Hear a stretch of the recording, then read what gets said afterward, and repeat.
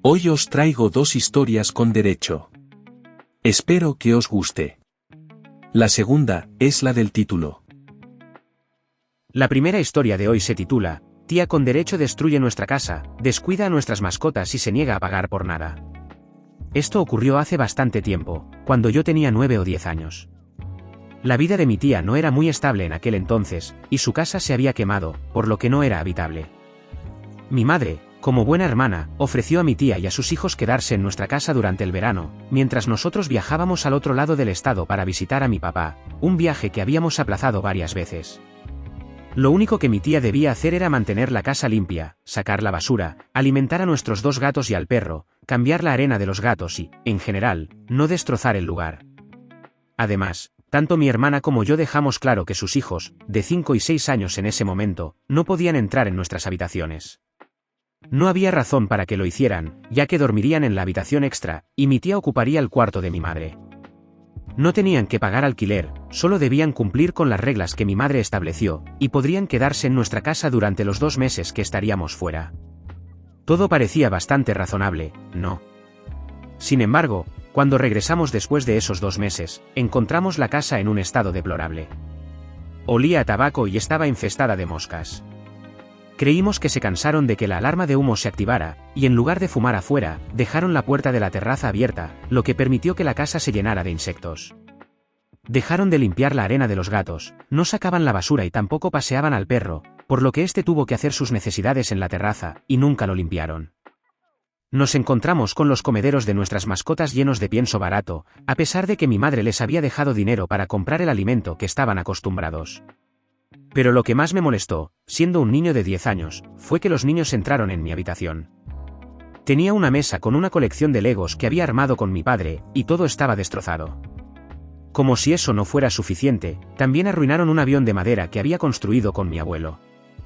Mis padres tuvieron que cubrir los gastos de fumigar la casa para deshacerse de las moscas, contratar un equipo para hacer una limpieza profunda y eliminar el olor a humo, además de reparar varias cosas que los niños rompieron. También tuvieron que comprar ungüento recetado por el veterinario para tratar a nuestras mascotas por las pulgas. En el lado positivo, aunque estaba muy molesto por la destrucción de mi colección de Legos, mi padre y yo la reconstruimos juntos, y eso no estuvo tan mal. Unas 2 semanas después de haber arreglado todo, mi madre llamó a mi tía para pedirle que pagara los daños ocasionados en nuestra casa. Mi tía simplemente culpó a sus hijos y dijo que su novio era quien debía vigilarlos cuando todo ocurrió.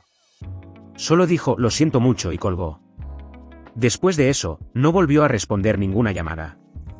Mis padres estaban furiosos, ya que la factura era considerable, y mi tía no dijo dónde se habían ido.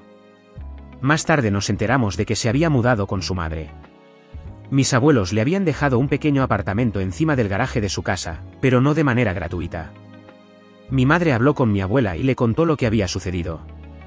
Para evitar que le hicieran lo mismo, mi abuela ofreció a mi tía el apartamento, pero con la condición de que pagara una renta. Lo que mi tía nunca supo fue que la renta del primer año incluía un recargo adicional que iba directamente a mi madre, hasta cubrir los gastos que había ocasionado. Mi tía vivió en casa de mis abuelos durante 3 años, hasta que consiguió los fondos suficientes para reparar su casa. Escuché que mi tía estaba muy agradecida de que mis abuelos le bajaran el alquiler después del primer año, y pensaba que lo habían hecho por amabilidad. Así que, al final, terminó pagando de todos modos. Gracias, abuela. Esta no fue la única mala experiencia con la familia de mi tía, pero sí la más grave. Son un verdadero desastre. Nuestra casa quedó como nueva gracias a ella, aunque nunca lo sabrá. Muchas gracias por escucharme. La segunda historia se titula, Mi hermana con derecho quiere que le dé mi casa y que me compre otra. Mi historia comienza cuando éramos pequeños. Mi hermana mayor, Laura por 2 años, yo el mediano, y mi hermana menor por 3 años, Sofía. Los 3 teníamos una relación cercana. Nos cuidábamos y jugábamos juntos como cualquier otro grupo de hermanos. Mis padres siempre nos trataban de manera equitativa, nunca hubo favoritismos. Hasta que todo cambió el día del accidente de Sofía. Sofía tenía 10 años cuando ocurrió el accidente. Mi tía había llevado a sus hijos y a Sofía al zoológico, ya que tenían la misma edad y les encantaba ir juntos. En un cruce, un coche que huía de la policía chocó lateralmente con el vehículo de mi tía, impactando justo en el lado donde se encontraba Sofía. El golpe fue grave, dejándola hospitalizada durante 2 semanas. Me contaron que fue pura suerte, ya que en el momento del impacto, Sofía estaba agachada recogiendo algo del suelo del coche. Si hubiera estado sentada normalmente, probablemente no estaría con nosotros. Supongo que por eso mis padres, aunque intentaron ocultarlo, comenzaron a centrarse más en ella. Al principio lo entendía, había sobrevivido de milagro y parecía necesitar más atención. Pero, con el tiempo, ese enfoque se volvió excesivo y permanente. Laura y yo intentábamos mantener nuestra relación como siempre, incluso con nuestros padres, pero yo me distancié lentamente. Sentía que, por más que me esforzara, ya no tenía el mismo lugar en la familia. La vida de Sofía, sus problemas, sus necesidades, siempre parecían ser la prioridad. Intenté racionalizarlo durante años, diciéndome a mí mismo que solo estaban siendo buenos padres. Pero cuando llegué a la adultez, el patrón se mantuvo y, en cierto punto, decidí alejarme de ellos. Me mudé solo, conseguí un buen trabajo y me distancié de todo aquello que me hacía sentir invisible. Mis padres y yo seguíamos en contacto, y Laura y yo manteníamos una buena relación, pero con Sofía todo era distinto. No la soportaba, no soportaba su constante necesidad de atención, y cada vez que mis padres la ponían en primer lugar, me dolía. Años después, me ascendieron en el trabajo y finalmente pude comprar la casa en la que había vivido como inquilino durante años.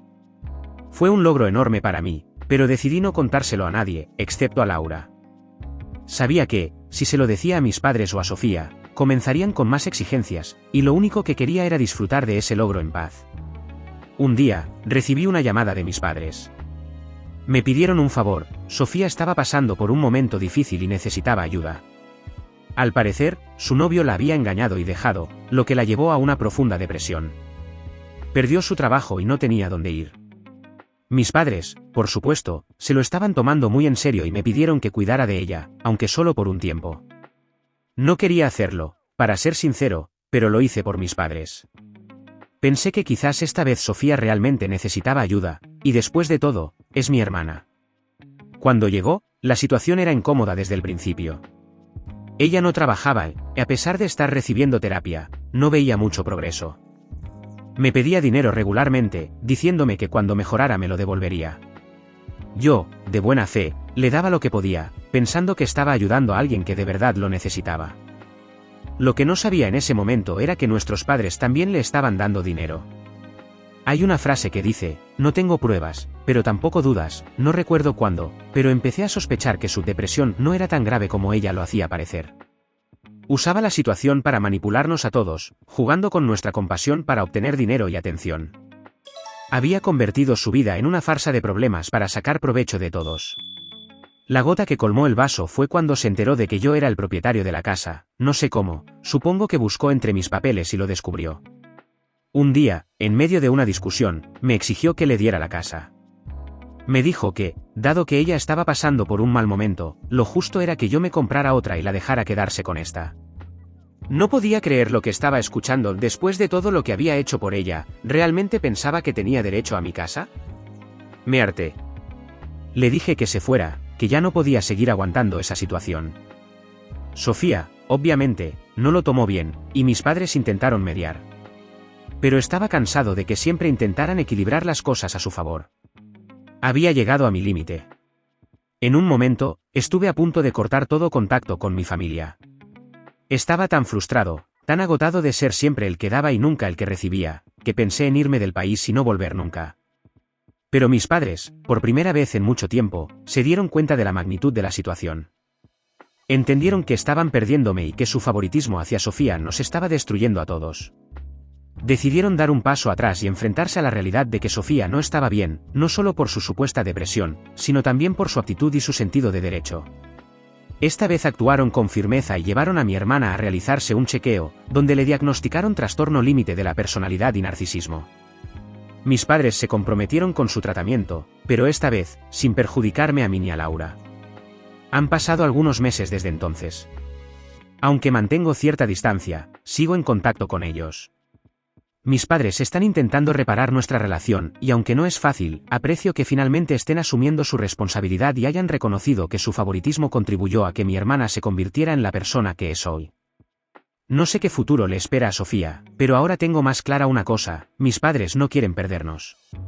Puede que sea un poco tarde, pero nunca es demasiado tarde si hay intención de cambiar, ¿no? Gracias por tu tiempo. Comenten, denle like y suscríbanse, me ayudaría muchísimo, gracias, nos vemos en el próximo vídeo. Cuídense.